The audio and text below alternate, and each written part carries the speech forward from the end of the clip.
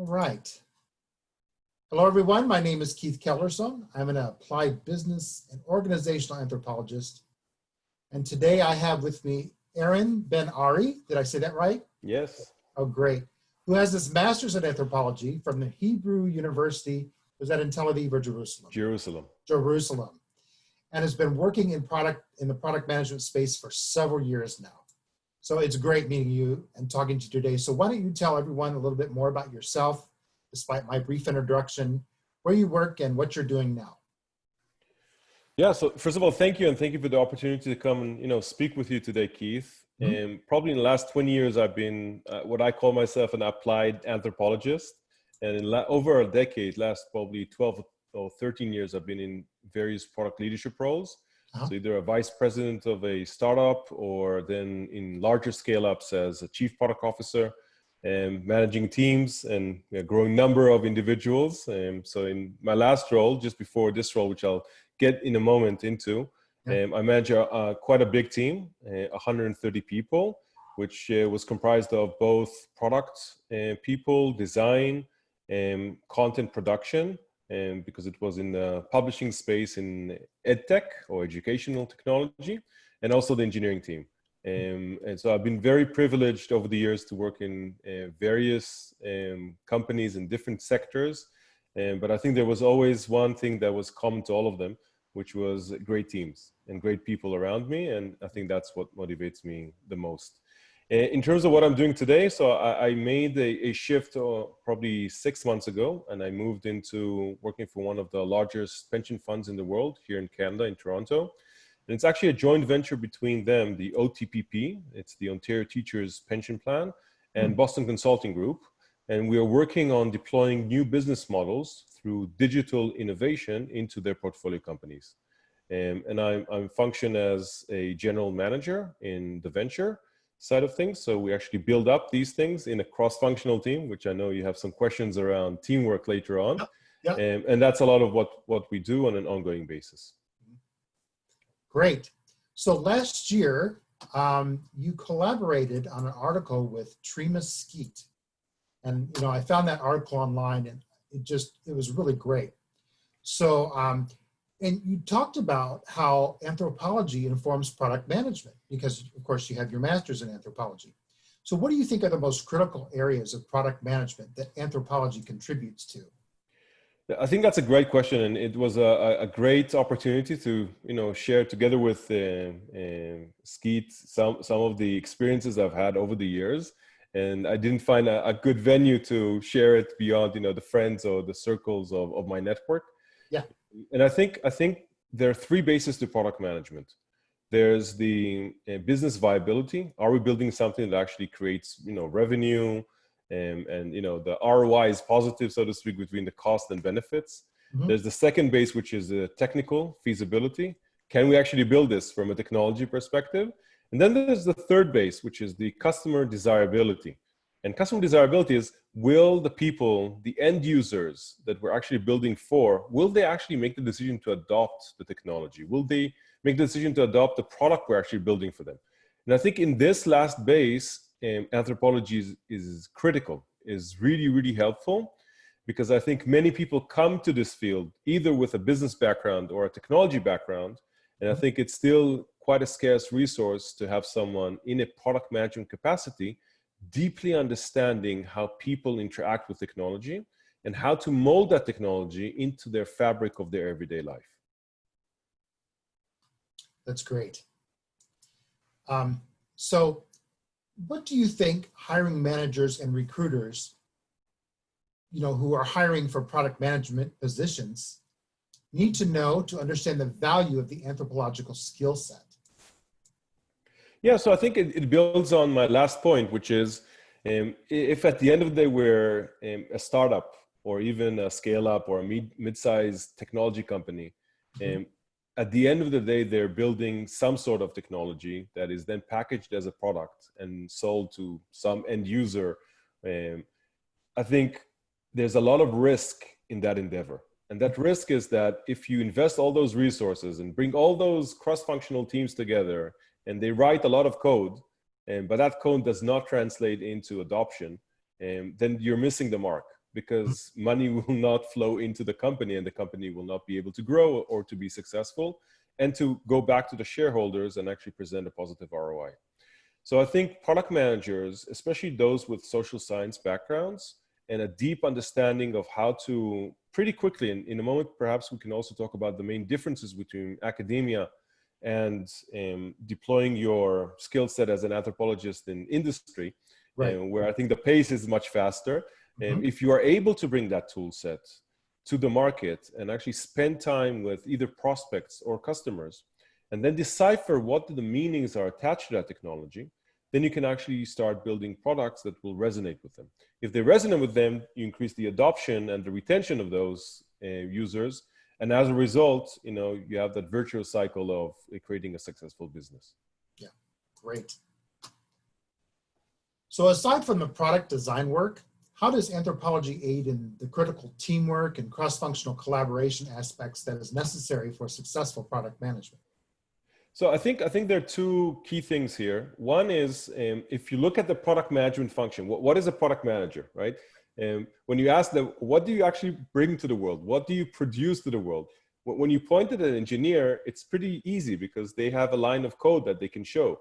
If you ask a designer, they show you a design, a mock-up, or a frame or wireframe of something that they're. But if you ask a product manager, what are you actually, show me with your craft? They can't really easily show that craft.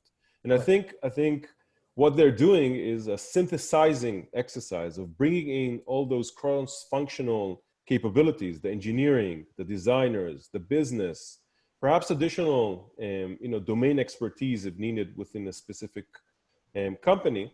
And they bring them together in a way that then creates a clear map of where are we right now and where do we want to go? And what are the steps to get there, right?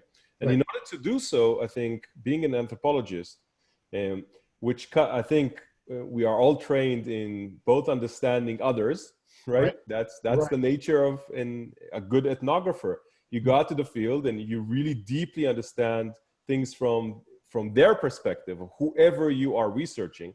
If you are able to bring that back to a cross-functional setting, and you understand, the same situation from an engineer perspective, but also the same from a designer's perspective or from the business, you are able to then also, I would say, create alignment and create how all of us can work together towards a unified vision.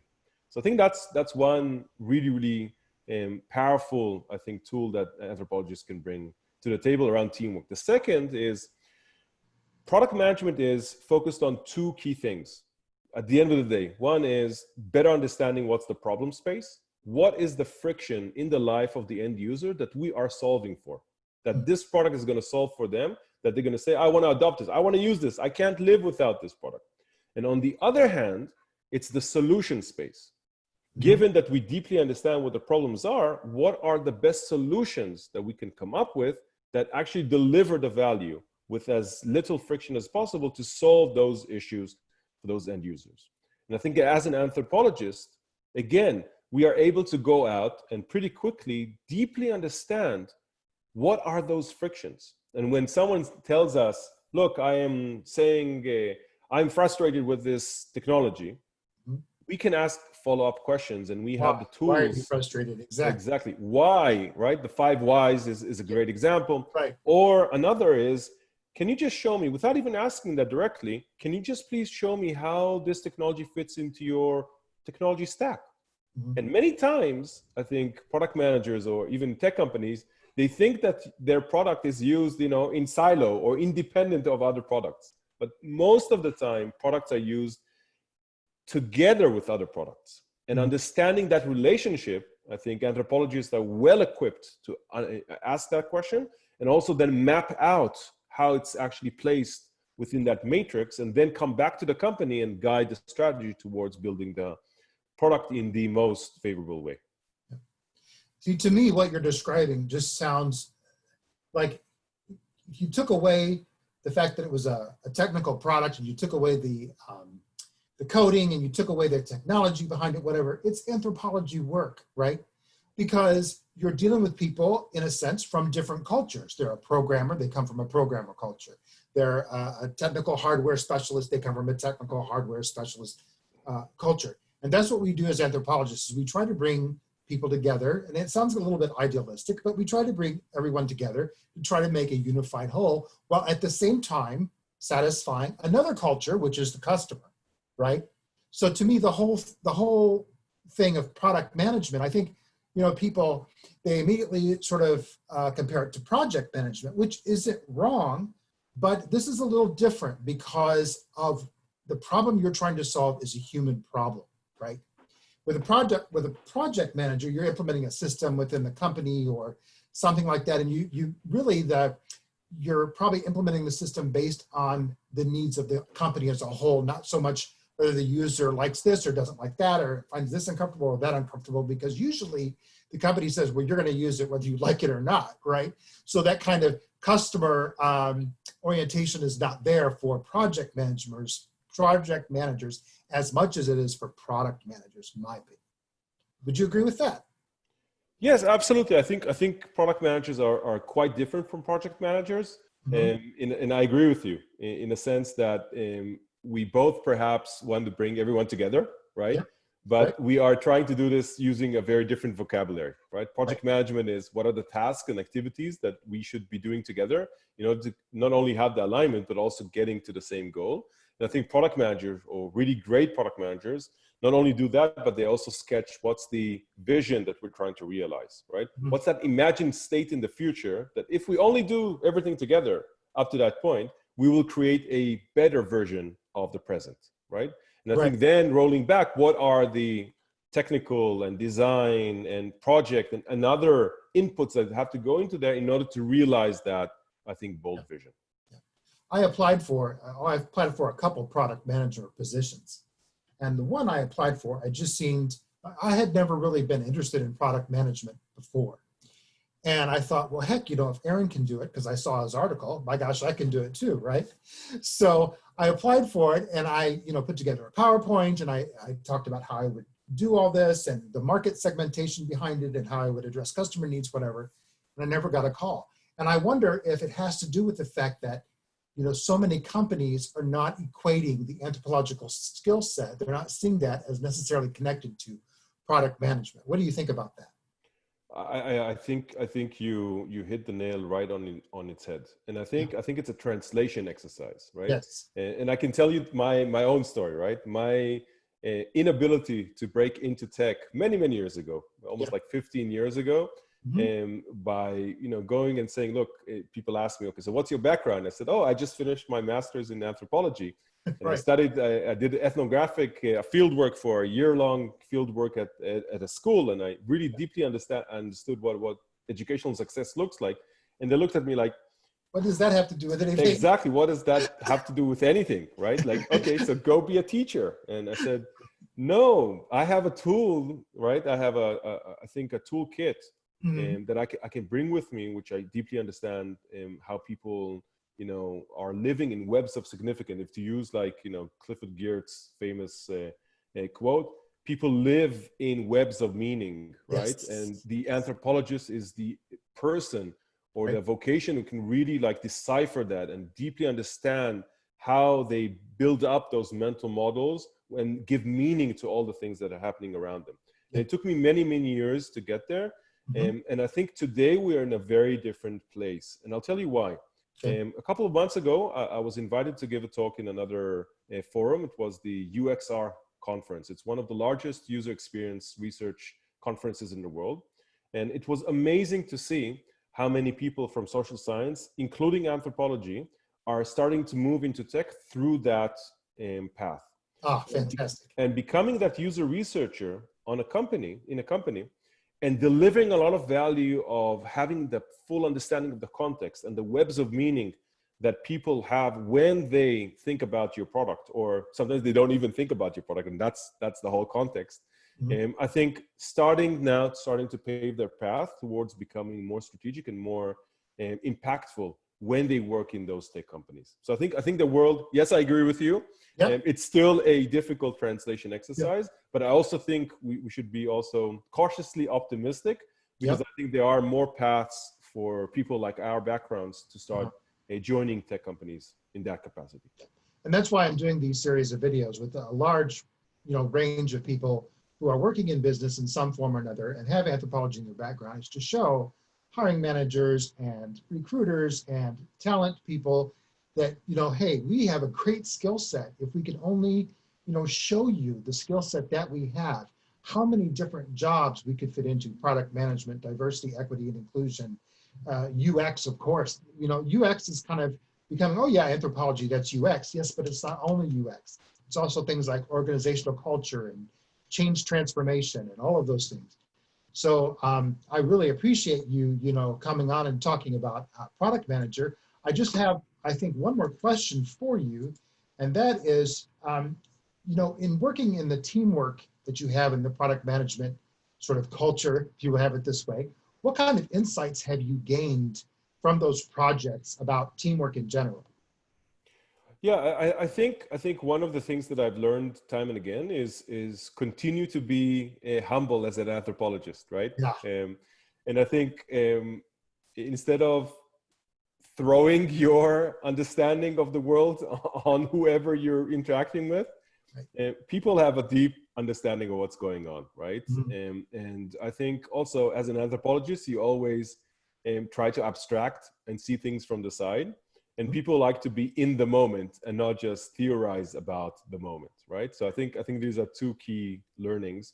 And let's make it more concrete and practical.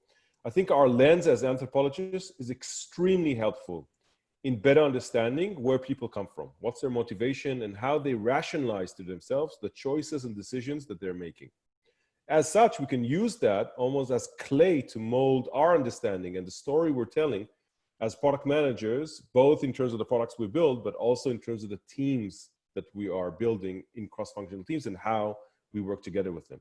But I think our way is to be a facilitator of the conversation, Right. not to become the leader or dominate that conversation. Right. It's a place where multiple discourses from engineering and support and everyone else around the table should have their clear, unique voice, where each one has a voice, but then also there's almost like a meta discussion that can happen, and we need to be responsible for that, conversation layer, rather than try to dominate with one approach or another, because that's not going to happen. Yeah, I did some work doing some research on innovation teams, and I found sort of the same sort of dynamic there is, if you're on an innovation team, there isn't one person, not even a boss, who really should come in and say, this is what I want you to do. The team has to sit down and figure it out and bring all those elements together and see what works best. Of course, in product management, while still meeting the customer demands. So I think, again, that may be a little bit different than project management, because project management takes a little bit of leadership isn't the right word, but a little bit of authority, I think, more than product management. I mean, product management, you have to have some authority or you don't get anything done.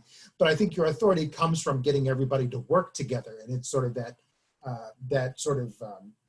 type of leadership where you get everybody together and you all are looking at one goal. Absolutely. I think it's much more of a servant leadership. Leadership. Where the authority is from persuasion, right? Yes. It's not because of power that I have in my control, right? Or controlling, which I think maybe in some cases in a project management capacity. Yep. Yeah. Well, this was a great conversation. I really enjoyed talking to you today. Do you have anything else you want to say or tell everyone else that's on LinkedIn that's my audience? Yeah, just one last thing. Every now and then people approach me through, LinkedIn or other networks and ask me, okay, how did you break into product management? We also want to do that. Yeah. And my advice is actually twofold. One is when you think about, which company you want to join and you see an opening, I think try and almost like articulate to yourself what are very clear contributions or unique contributions you can bring to the table that otherwise are not available because you're not an anthropologist or a social scientist in your background. And I think at the end of the day, and that's the second part, it's your ability to really decrease the probability of failure when building products. Aha. Because I think if you don't have the understanding of who you're building for, you're almost like shooting darts in the dark. Right. right? Right. So you may be a great technologist, or you may have amazing design, but nobody cares about that product. And I think articulating your contribution in those terms, that you are decreasing risk for the company, Mhm. many times is unique enough and interesting enough for people to say, you know what, I want to interview that person. That was very unique and different and interesting. And then you get in the door, and then you need to actually like impress and do everything else in order to land your first job as a product manager. I hope this is helpful. Oh, it is very helpful. And it's interesting you say that, because one of the things I notice on a lot of job postings is along the UX and product management line, even the marketing line, they'll say customer obsessed or obsession with the customer. And those are interesting words, interesting word choice they use, because I think what they're trying to say is we, just exactly what you're saying, we need to mitigate the risk as much as possible so that whatever, we sell this to, it has to reach the customer, and it has to reach the customer in the right way, and they have to want it. I think that's another thing where anthropologists, I think we're dogged and determined to find out exactly what the customer wants and what the human needs of that product are.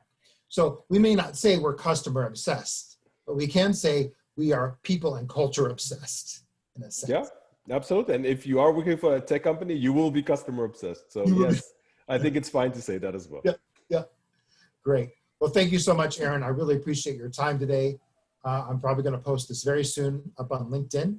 Amazing. So watch and watch. Thank you so much for this opportunity. And yeah, we'll be in touch. All right. Thank you so much, Eran. Bye-bye. Bye.